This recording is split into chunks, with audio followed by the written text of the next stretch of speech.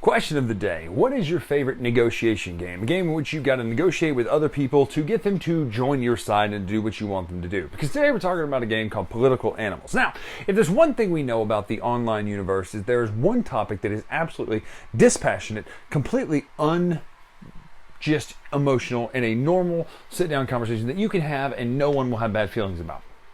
Politics. What's that? Yeah.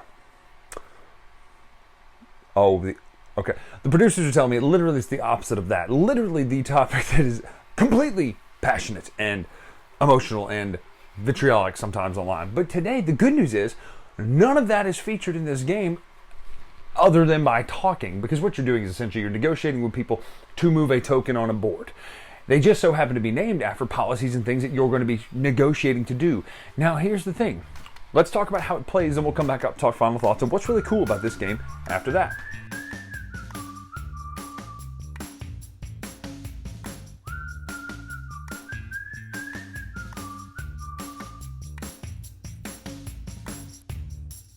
Alright, this is Political Animals setup for any number of players actually.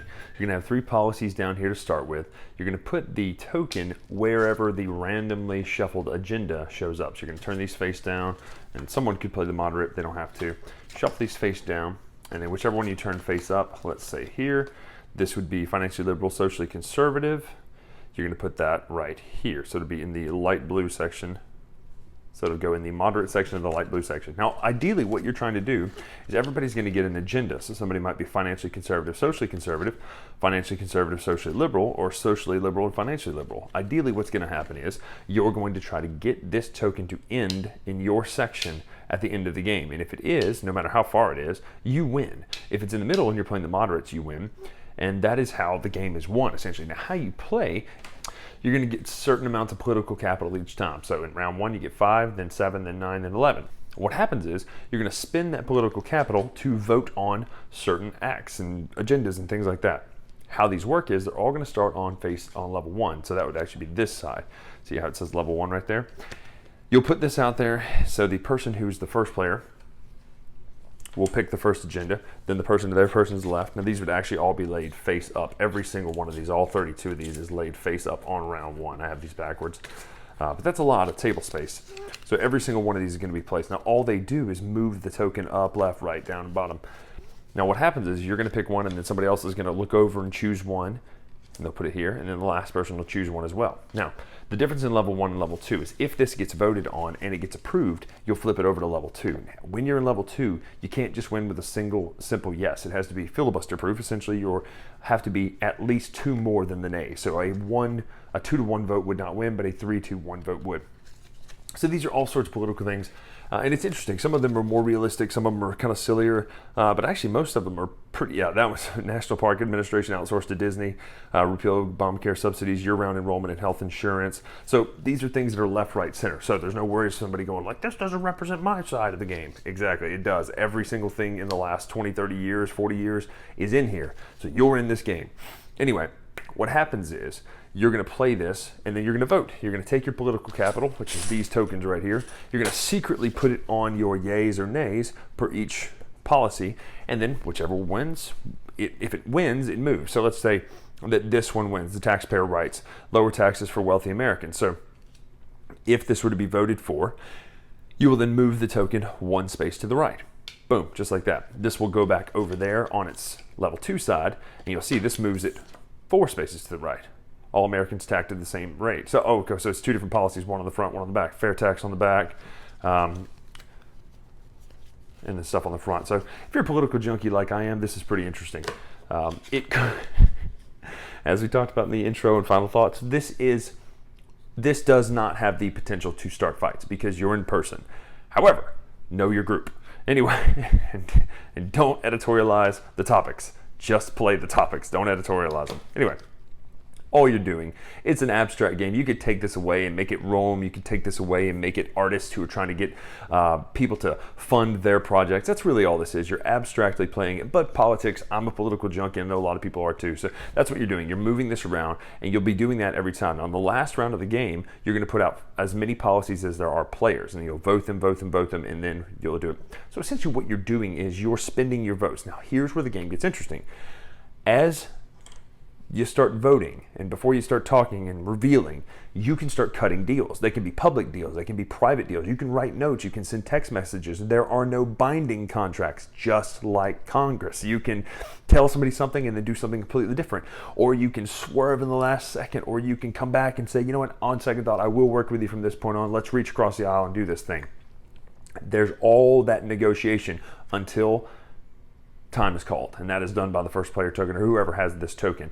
Then time is called, all communication must stop, and then you will at that point start revealing. Okay, policy 1 had 6 yays, 2 nays. Great, it passed. Policy 2 fails. Policy 3 passes. So this one would move it 2 to the left. 1, 2, expand basic science research.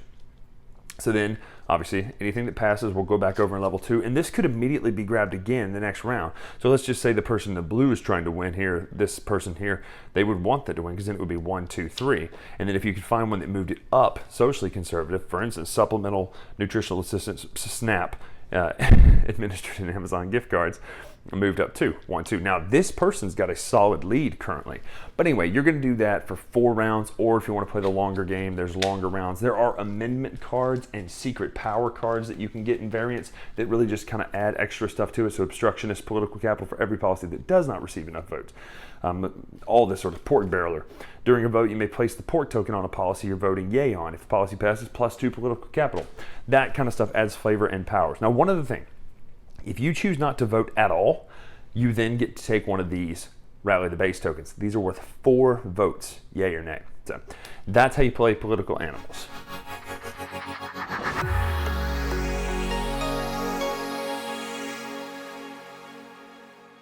So that's how you play political animals. Now notice in there, all you're doing is moving a token on a board. You're not trying to actually convince people to join your side. In fact, you might be the socially liberal fiscal conservative who's trying to convince, in real life, who's trying to play the socially liberal, fiscally conservative side. And that's the point, is you're not actually playing yourself.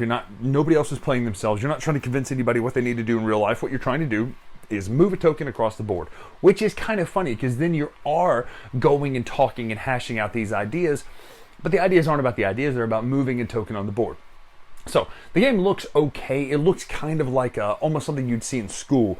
Even the tokens feel like something you would have seen in an elementary educational packet, which is not bad, because this actually can be used in history and government and civics classes to teach how bills and stuff are formed.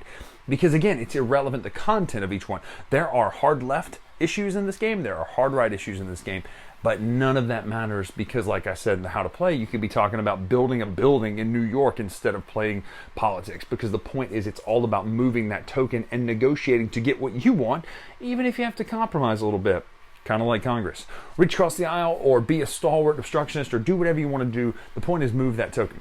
The game, it doesn't look that pretty. It's not something you're going to walk by and go, wow, I got to play that.